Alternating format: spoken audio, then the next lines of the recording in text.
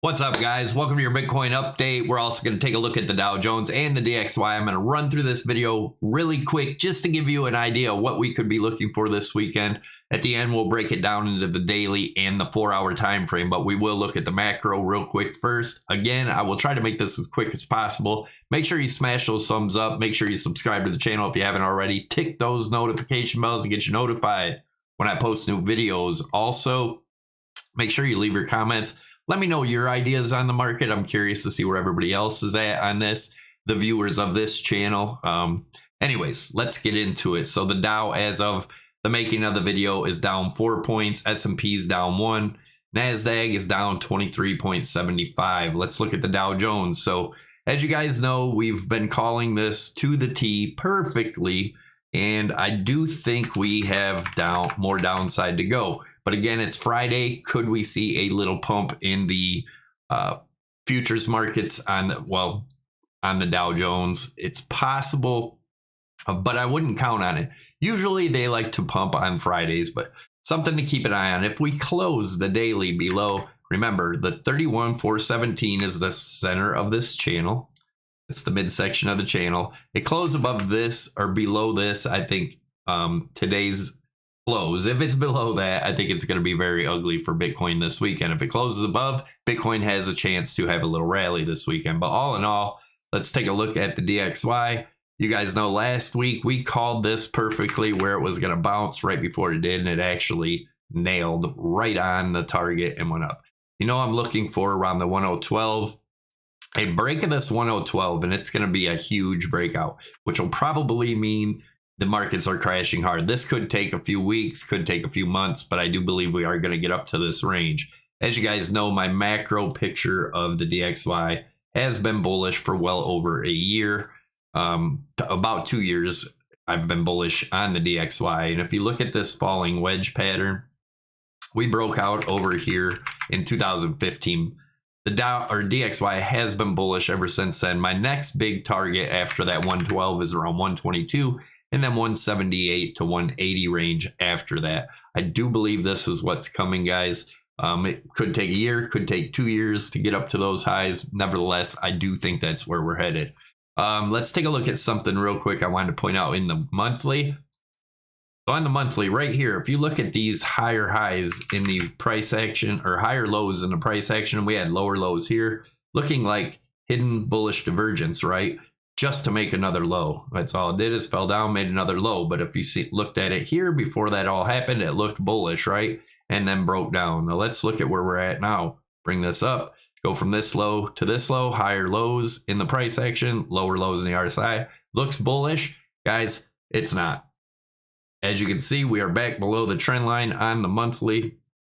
And now looking at over here, once this made this low here that looked bullish, it was 6 months later before it made its actual low.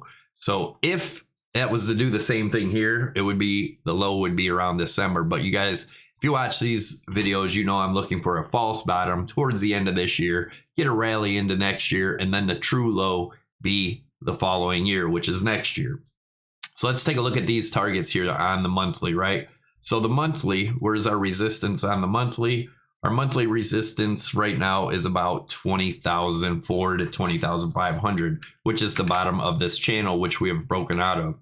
Let's take a measured move of this channel, and that gets us down to the 14.4 to 14.5. Now, again, this is the monthly chart, guys. So looks like sometime this month we'll be seeing at least this. Possibly within the next couple months, we could be headed down to that $3,500 range, 3,000 to 3,500 range. Plenty of room on the RSI to get down there too. So, like I said, this could take 6 months, 7 months, whatever. But this 14.4 to 14.5, I'm definitely expecting to see those levels at least, right? Let's take a look at the weekly. So on the weekly here, if we take a look at what's going on the weekly, we had this measure move of this rising channel, which we were looking at as a bear flag. Our target for that was right down here, nailed it at 25.5, and then we made another bear flag using the same flagpole from the break of this trend. That got us at 17.5, and if we look at where we're at now, and we have broken that trend, I told you the last couple weeks, the break of this 20,855 was going to be bearish, which it was, right? So the next target, using that same flagpole, same thing over and over from a break of the trend, gets us down to about 8,500. I do think we could possibly see that in the next 2 to 3 weeks, but I do think we at least get the 14.5 range before we get a bounce, right? A significant bounce, I'll say. So if we take a measured move of this rising broadening wedge right here from where we broke, that gets us to that 14.5. A lot of stuff pointing to that 14.5.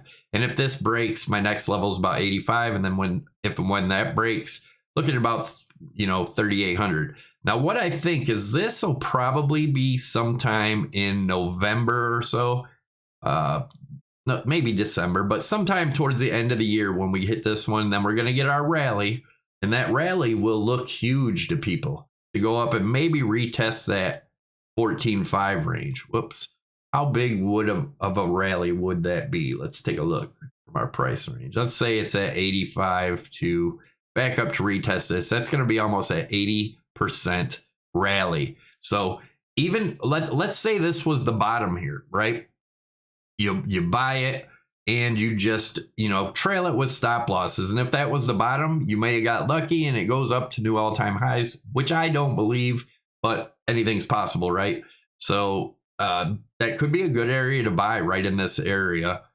But again, I think next year we'll get this rally, and then next year we'll come down to these targets here, sometime towards the middle, possibly end of next year to get to these targets.